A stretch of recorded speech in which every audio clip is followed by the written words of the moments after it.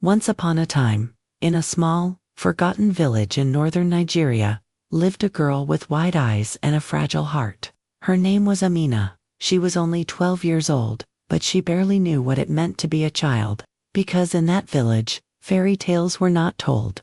There, a girl's fate was decided in silence, and if she didn't speak up, she was called obedient. Amina's mother, Fatima, would rise before dawn, light the fire, and bake bread in the clay oven. But her eyes were weary, and her shoulders always drooped. Her father, Musa, was stern. He rarely spoke, but when he did, everyone listened and obeyed. One night, Amina woke from her sleep, thirsty. As she walked toward the kitchen, she noticed her father's door was slightly ajar. She heard whispers inside. "We can't keep this going, Musa," said a woman's voice. Amina immediately recognized it. It was her aunt, Zainab, her mother's sister. Her father's voice was lower, but filled with tension. "Fatima knows nothing. She mustn't know Amina is growing. Her eyes see too much. We'll marry her off. Send her far away." Amina's breath caught. She covered her mouth in shock. She had just learned not only of her father's betrayal, but also his plan to get rid of her by marrying her to someone she didn't know, didn't want, and never asked for. The next morning at breakfast, Amina was pale. Her mother noticed. "Amina, sweetheart, are you feeling sick?" Amina didn't respond. Her father, however, looked her straight in the eyes and said, "We'll talk tonight. You're not a child anymore. It's time you understood your duty." And that night, Amina's life changed forever. "We've decided. You're going to marry Yakubu, the trader from the next village." "I don't want to get married," Amina cried. "It's not about what you want," Musa snapped. "You're our honor. I've heard the whispers. If you rebel, I'll tell your mother everything you saw. It'll destroy her and you." That night, Amina didn't pack a bag. She didn't even wear shoes. She slipped out under the moonlight. Her tiny bare feet sank into the mud. She hid between trees, and she kept walking. She didn't know where she was going, only that she would never come back. The road was long and cruel. Amina wandered for days. She was cold, starving. She slept under trees, scavenged leftovers from market stalls. Some people showed mercy, but most just turned away. One day, she collapsed on a dusty roadside. A pair of shoes approached. The owner was an elderly man with clouded eyes but a clear heart.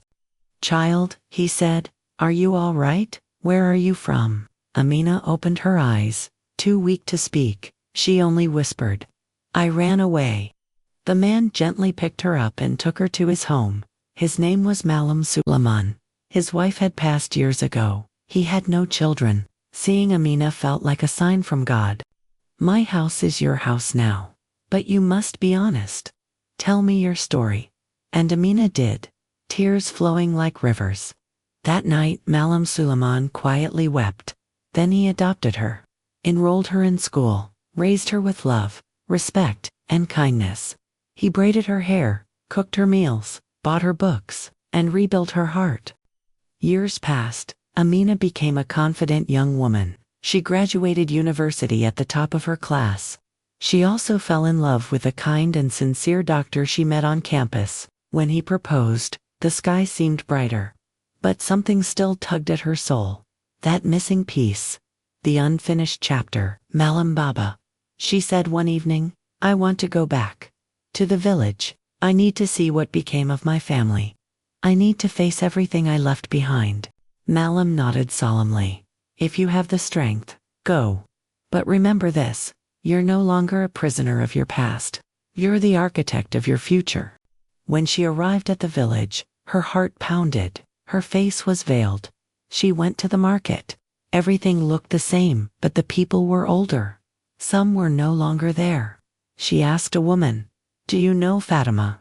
The woman lowered her eyes. "I knew her. She passed years ago." She never smiled again after losing her daughter. "And Musa," she asked, "still lives here, alone now." Rumors spread about him and his wife's sister.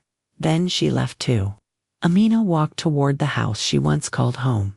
She knocked. The man who answered was no longer the same. His shoulders slumped, his face aged. "What do you want?" he asked gruffly. Amina lifted her veil. "Don't you recognize me, father?" Musa's eyes widened. His cane dropped. "Amina, yes, it's me," she said. "The daughter you threatened. The girl who ran." There was a long silence. Then, Musa began to cry. But Amina didn't cry anymore. There was only strength in her eyes. "You don't deserve my forgiveness. But I deserve peace," she said. "I've already forgiven you, but now, I leave you in the past." Amina left the village that day not in fear, but in victory. She had faced her pain, and healed from it. Now, she walked forward, hand in hand with someone who loved her for who she truly was.